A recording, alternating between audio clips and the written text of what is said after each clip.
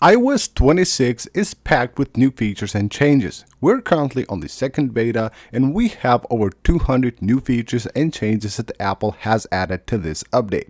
But of course there will be some features that are actually super useful, and once you update your iPhone to the new iOS 26 or you install the beta of iOS 26, you will find yourself using these features on daily basis. So in today's video, I will show you guys 10 of those that I think are super useful for iPhone users. Now before we get into all that, I just want to ask you guys for a really quick favor. Most of you guys that watch my videos are currently not subscribed to the channel. So if you enjoy the videos, you found them helpful and you want to see more of them, please make sure to hit that subscribe button. It really helps a lot. Now we're starting things off with the first feature.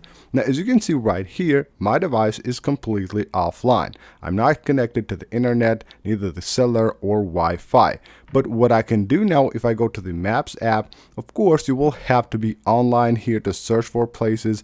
Now you can also search offline maps. So you can see right here at the search, now it says search offline maps. Of course, when your device is offline.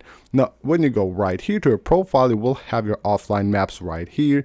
As you can see, I have there one downloaded for New York, and now I can go ahead and even search that offline map from here, which is super convenient. You can finally change the snooze time on the alarm app on iOS 26. Now this should have been here from the beginning, but it's finally here. We had to wait for iOS 26 in order to be able to do this. So you tap the plus button. The snooze duration is 9 minutes by default. It has been like this previously and you couldn't change it. Now you can go ahead and tap right there and you will have the ability to choose from 1 minute up to 15 minutes. This will allow you to actually just adjust the snooze time and of course not have to actually add multiple alarms to your device, because if I just go ahead and say 3 minutes, I don't have to now have multiple alarms. I will have the alarm go off here every 3 minutes. That's actually another super useful feature. The ability to add quick reminders on iOS 26 is super useful. You can do that from your lock screen, you can do that from your control center, or using the action button if you have a device that offers you an action button. So anywhere you are on your device, in this case I have it on the control center, all I have to do is just bring it down right here, go ahead and quickly add a reminder. This is super easy. You will have the location right there. You will also have the time and date to set it right here. So it's super useful. You can choose with the list that you have of your reminders where you want to place it. It is actually very easy now to just go ahead and quickly add a reminder from anywhere on your device. Another great new feature of iOS is of course the ability to add like one-time passwords from your iMessage or from your Mail app.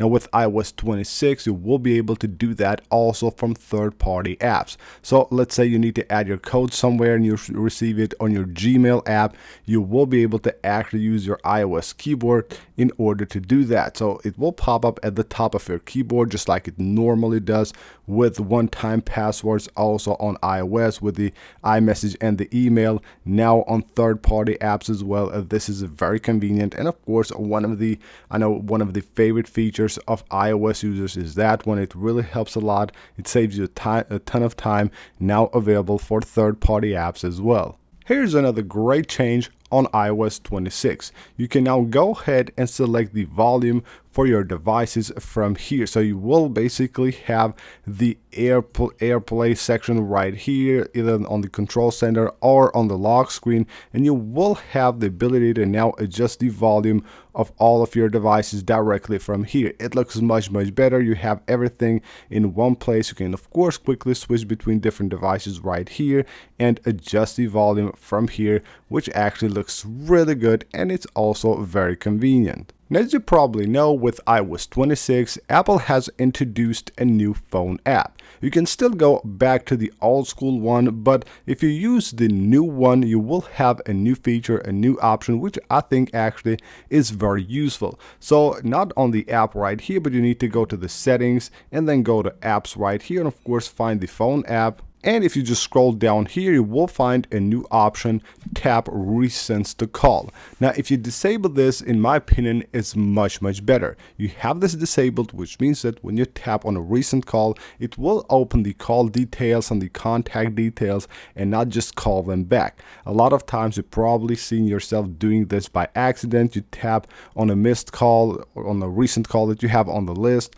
on the phone app. You try to actually see the details of that call or something like that, and you just end up calling that person back. If you don't want that to happen anymore, you can just go ahead and turn this button off. Now here's another feature that I really like on iOS 26, and this is only on beta 2. It has been changed on beta 2, so when you have this big clock from beta 1, it will actually just drop down the widgets at the bottom of your screen. It does that automatically once you actually enable the big clock. But that has been changed with iOS 26 beta 2, and now you can just place them at the bottom anytime you want, even if you have a smaller clock on the lock screen. Now, in my opinion, that is super useful. Just like you have the buttons right here, the 2 buttons of the lock screen, you will also have your widgets, and when you try to tap to one of them that you want to use, it's actually way more convenient. You don't have to reach for the top right there. You will have them right here at the thumb. It's much easier for you to actually tap and launch any of the widgets that you have on your lock screen. So as you can see right here, if I just have the small clock, I can go ahead and choose to have the widgets right there at the top, or just bring them down right here, which in my opinion is super useful. Now here's another great addition to the Files app. Now on iOS 26, you will be able to open files directly from the Files app to third-party apps. So let's say I want to open a PDF file. I can go ahead and just tap open with, and it will show me a list of all the apps that I have installed on my device that do support this file format, and I can just go ahead and pick in which app I want to open, in this case this PDF file. Very useful. You don't have to actually copy the app and paste it like the file and paste it on the other app, or go through another process of opening the file through the third-party app. You can just go ahead and do it directly from here, open with, and you tap on any app you need to open that file to. And now with iOS 26, users will be able to actually set songs as a ringtone fairly easy. So all you have to do is just have an MP3 file or an M4A file, and it has to be under 30 seconds long, and then all you have to do is just go ahead and open that file and tap the share button. Once you do that, you will be able to actually use that as a ringtone. So you can see right here we have at the top it says uses ringtone. You tap right there and it just actually takes you to the settings app. Now I already have this as a ringtone, so I cannot set it again, but as you can see right there, it's very simple. It takes you to the settings app. From there you select the ringtone that you have just set, and you can set any song under 30 seconds as a ringtone for your device without having to use the GarageBand app at all. And last but not least, we're moving to the settings app. This is actually very useful, even though I cannot demonstrate it right here right now. It's actually a very useful feature for charging your battery.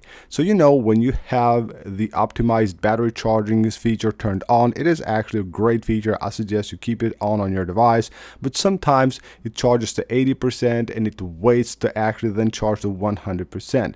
Well, you'd have to go ahead and just turn off that feature completely in order to charge it right away to 100%, and then of course come back and turn it on back again. Now with iOS 26, that has changed. You don't need to turn it off in order to charge immediately to 100%. You will actually get a button right here. Once it reaches 80% and it's not charging more, it will show you a button just right here under the percentage where it says charge to 100, and it will basically just bypass that limitation for that time. You will still have the feature turned on. It will basically stop at 80% the next time you charge, but for that time it will just bypass that feature, which is very convenient. So that's basically it for this video, guys. These are 10 amazing new features of iOS 26, which I believe are very useful for iPhone users. Again, thank you guys for watching the video. That's it for this one. Leave a like and subscribe for more, and I'll see you on the next one.